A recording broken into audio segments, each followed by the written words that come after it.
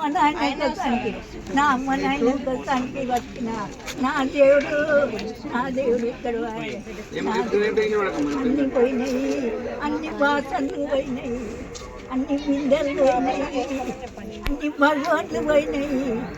ఓయమ్మో ఓయమ్మో ఇంకా పని కొంచెంసేపు ఆగమ్మా దమ్ము నా పింఛన్ వచ్చే తింటున్నారు, నా కొడుకు దగ్గర అదే అదే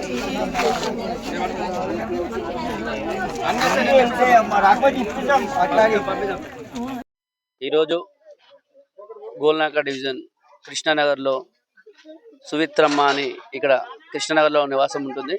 65-70 ఇయర్స్ ఉంటుంది. హ్యాండిక్యాప్ అమ్మ.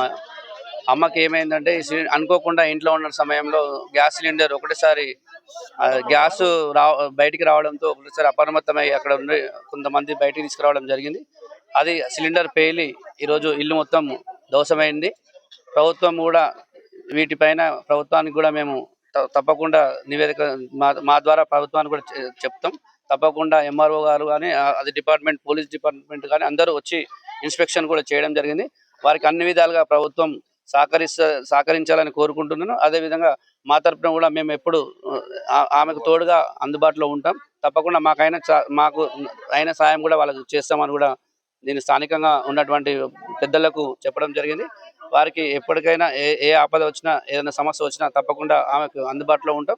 తప్పకుండా ఆమెకు న్యాయం జరిగే విధంగా మేము పోరాడి ఆమెకు మళ్ళా ఇల్లు నివాసం ఉండే విధంగా ప్రభుత్వంతో కొట్లాడి ఆ ఇల్లుని మంజూరు చేయించే విధంగా ముందుకు పోతామని మీ ద్వారా తెలియజేస్తున్నాం. Thank you.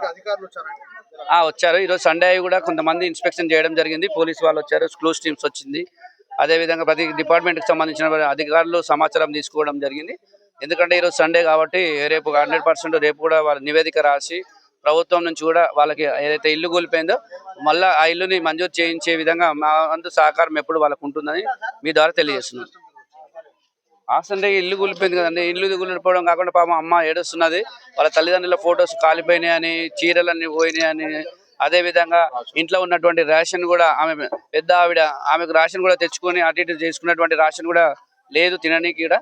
అవన్నీ మేము కూడా మాతోటి అయినంత వరకు వాళ్ళకి రేషన్ కూడా ఇప్పించడం జరుగుతుంది. రేపు ఇప్పటి వరకు కూడా కొంచెం నాతో అయినంత వరకు ఆర్థిక సాయాన్ని ఇవ్వడం జరిగింది. రేపు కూడా ఆమెకు రేషన్ కూడా పంపిస్తాను. అదేవిధంగా ప్రభుత్వం నుంచి కూడా ఇల్లు కూడా మంజూరు చేసే విధంగా మా వంతుకు మేము కృషి చేస్తామని మీ ద్వారా తెలియజేస్తున్నాం.